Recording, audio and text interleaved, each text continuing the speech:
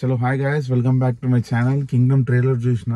So నా opinion and story ఏముండబోతుందో guess చేద్దాం. Kingdom లో వాళ్ళ ఇంగ్లీష్ నావెల్ ఉంది ఒకటి. ఇద్దరు ఫ్రెండ్స్ ఏం చేస్తారంటే ఒక 25 years తర్వాత ఒక ప్లేస్ లో కలుద్దామని డిసైడ్ అవుతారు. సో ఇద్దరు ఫ్రెండ్స్ విడిపోతారు. విడిపోయిన తర్వాత ఒక 25 years తర్వాత ఏమవుతుందంటే ఆ ఫ్రెండ్స్ ఒకడేమో పోలీస్ అవుతాడు, ఒకడేమో డాన్ అవుతాడు అనమాట.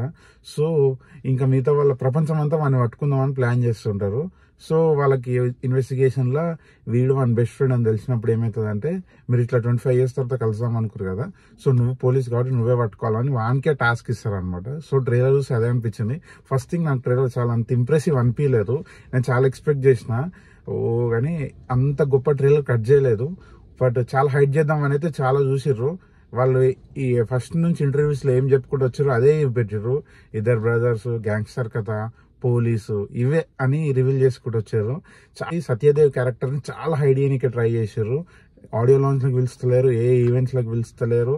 ఎందుకంటే ఒకటేసారి పోతే థియేటర్ లకు వస్తే సర్ప్రైజింగ్ ఉండాలని వాళ్ళు అట్లా ఆలోచన చేస్తారేమో. ఎందుకంటే సేమ్ ప్లాన్ ఈ హిందీ మూవీ గల్లీ బాయ్ కి ట్రై చేశారు, వాళ్ళకి చాలా వర్కౌట్ అయింది. అట్లాంటి ఇంపాక్ట్ మనకు సత్యదేవ్ కూడా క్రియేట్ చేస్తే చాలా హిట్ అవుతుంది. లేదు కొంచెం కొంచెం ఉండి అంత ఎఫెక్టివ్ అనిపించలేదు అనుకో, అది కూడా మనకి ఎక్కదు. సో అది వాళ్ళ ప్లాన్ అయితే, ఒకవేళ స్టోరీ బలంగా ఉండి సత్యదేవ్ క్యారెక్టర్ కి మంచి ఎలివేషన్స్ పడ్డాయి అనుకో, okay it will hit.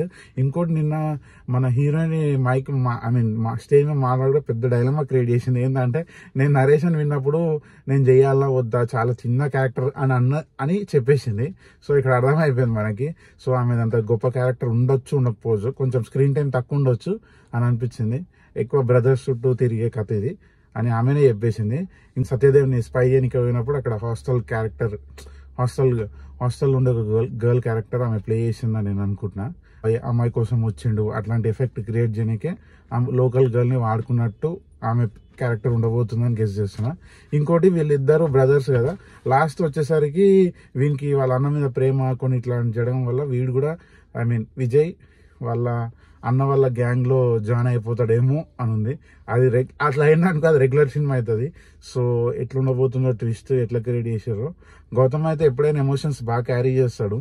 So let's hope for the best. ఒకవేళ జెర్సీ లాగా కొంచెం సెకండ్ హాఫ్ ల్యాగ్ ఇట్లాంటివి ఉందా అనుకో, కొంచెం జనాలకు కొంతమంది ఎక్కుతుంది, కొంతమంది ఎక్కదు.